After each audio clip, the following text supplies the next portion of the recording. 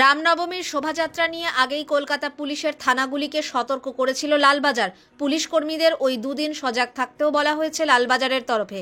এবার যেসব রুট ধরে রামনবমীর শোভাযাত্রা যাবে মঙ্গলবার সেগুলি ঘুরে দেখলেন কলকাতার নগরপাল মনোজ ভার্মা। তার সঙ্গে ছিলেন কলকাতা পুলিশের একাধিক শীর্ষকর্তা। মূলত শোভাযাত্রার পথগুলি ঘুরে দেখার পাশাপাশি পুলিশকে কি করতে হবে সেই নির্দেশও দিয়েছেন নগরপাল।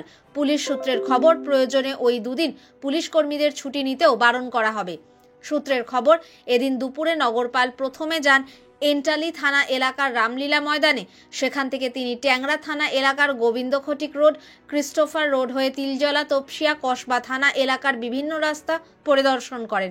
বিকেলে বন্দর এলাকার ওয়াটগঞ্জ, দক্ষিণ বন্দর এবং একবালপুর থানা এলাকায় শোভাযাত্রার বিভিন্ন রাস্তাও ঘুরে দেখেন। পরে নগরপাল জানান, যে রাস্তা দিয়ে রামনবমীর মিছিল যাবে সেগুলি পরিদর্শন করা হয়েছে। একই সঙ্গে স্থানীয় থানাগুলিকে প্রয়োজনীয় নির্দেশও দেওয়া হয়েছে যাতে শান্তিপূর্ণভাবে রামনবমীর শোভাযাত্রা হয়।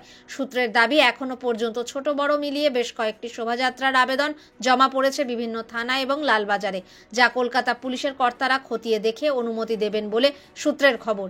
এর সঙ্গেই নির্ধারিত রুটের বাইরে যাতে শোভাযাত্রা না যেতে পারে তা নিশ্চিত করতে বলা হয়েছে থানাগুলিকে।